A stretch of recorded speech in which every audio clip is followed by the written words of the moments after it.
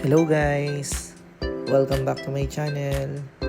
So for today's video, papakita ko naman kung paano gumawa ng online quiz gamit ang Google Forms. So una mong gagawin ay buksan natin yung web browser. So bubuksan ko yung Google Chrome and make sure na dapat naka-sign in na yung account mo dyan. So makikita mo dito sa tutorial ko, naka-sign in na yung account na gagamitin ko. And pagka naka-sign in na siya, makikita mo yung Google Apps and i-click natin. So i-click mo lang siya and then hanapin mo yung forms sa baba. So ayun yung forms. So ang gagawin mo lang dyan is i-click mo lang siya. Then pagka na-click mo siya, ito yung makikita mo. So may mga template na rin dyan. Pero kung quiz ang gagawin natin, doon tayo sa may blank form. So, click natin yung blank form.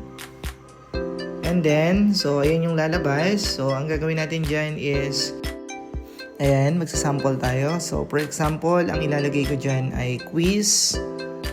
Dyan sa part na yan ay pwede mong ilagay kung ano yung quiz or kung para saan yung quiz na gagawin mo. So, dito ang isasample natin, ang pangalan ay quiz number 1.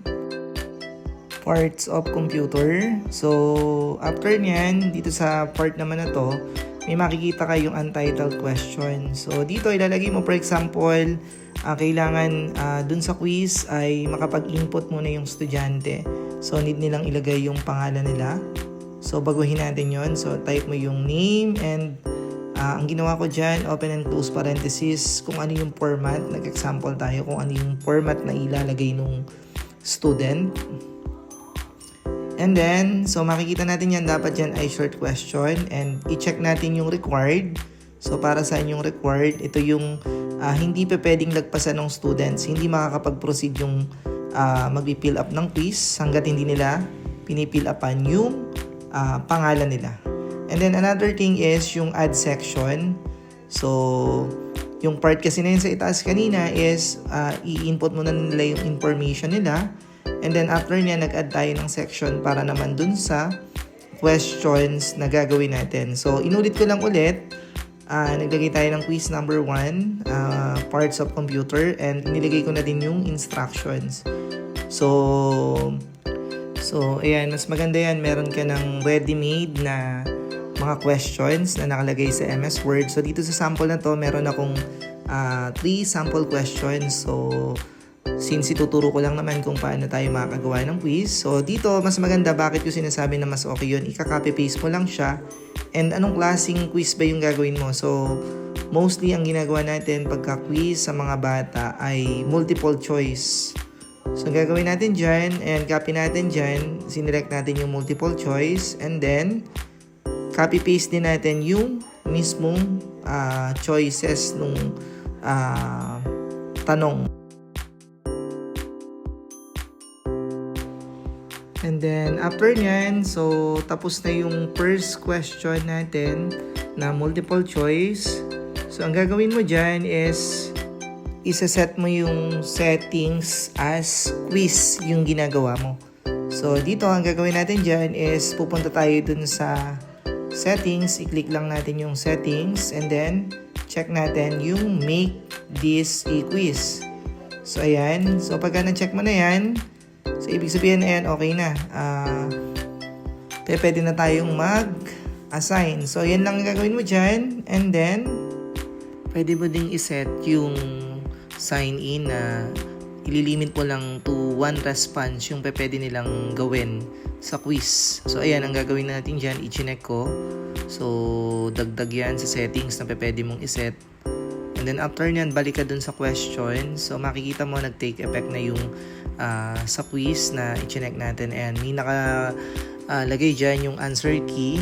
So, pag kinlik mo yan, makikita mo din dito, pwede mong iset kung ilang points yung i-assign mo doon, kung 1 point or 2 points, pwede yan. So, dito, ayan, makikita mo, i-check ko na din kung ano yung tamang sagot and i-click mo din yung required para hindi pwedeng i-skip nung gagamit or nung user yung question na yun. So, yun yung purpose ni required.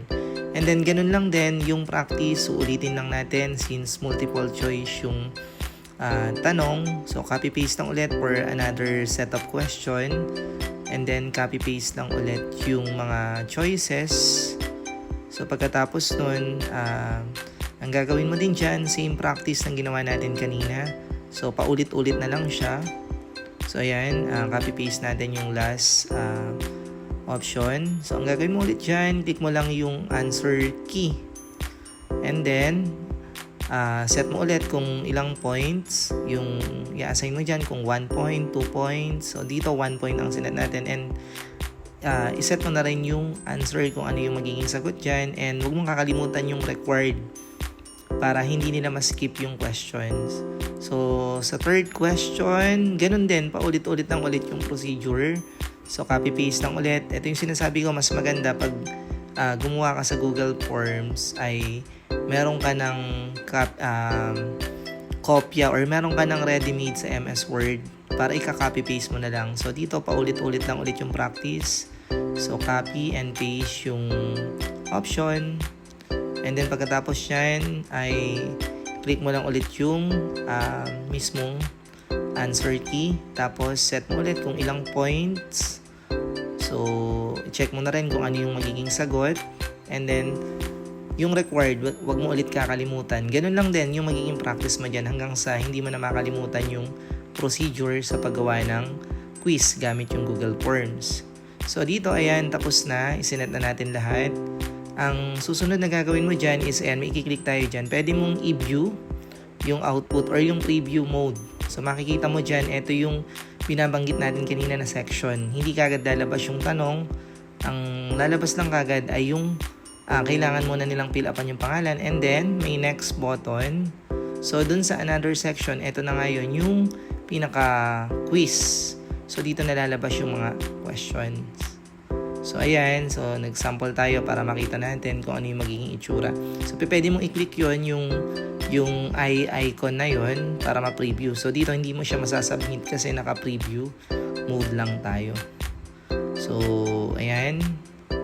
So ang susunod mong gagawin dyan is, kung tapos na yung mga questions sa Google Forms ay, ayan, kinlik ko yung untitled para mapalitan yung pangalan ng iyong forms. Pwede mong i-rename kung ano yung mismong pangalan ng quiz. Ayan, so ang lalagay natin dyan ay quiz, parts of computer. Then, eto na, kung tapos naman na, ang next procedure dyan is ipapublish na natin. So yung publish, and click mo lang yung manage. And then, i-click natin yung restricted. So, ang gagawin natin dyan, anyone with a link, para pagka ibinigay or isinend natin, ma-access nila yung mismong forms or yung quiz na ginawa mo. Ayan, done. Then, publish. Then, after nyan, pwede mo i-click yung shorten URL para mas mapaiksi natin yung link na ibibigay natin. And then, copy. So ayan, sample natin, ipe-paste ko sa aking browser. So ayan, makikita na natin. Ayan na, ito na yung sample. So lagay natin yung pangalan, for example. So ang pangalan ay Pedro. So Pedro San Juan. Okay, and then lagay natin ang middle. Okay, so after nyan, puproceed na siya dun sa question. So dito, ayan, nakalagay din na 1 point lang for each question. So click natin. So for example, ayan, magsasagot tayo. Okay. And then, tapos na tayo sa una.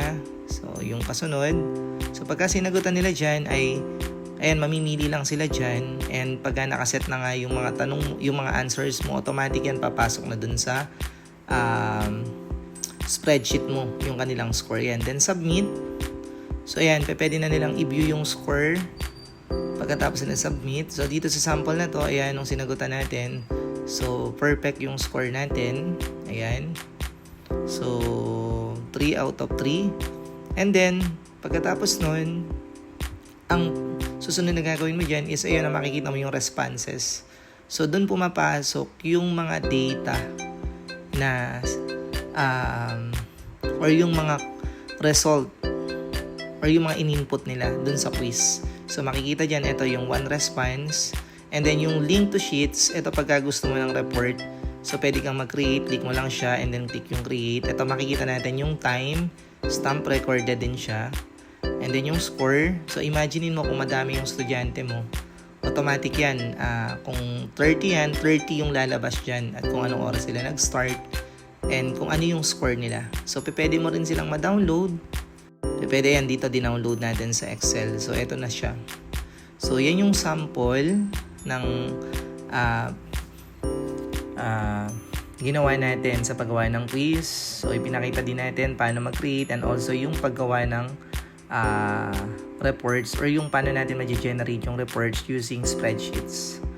So ayan, so yun lang at ito natatapos yung ating tutorial. So sana may natutunan kayo or kung may tanong, pwede kayo mag-comment para masagot natin. So kung natuto ka sa video ito, huwag mong kalimutang mag-like and subscribe.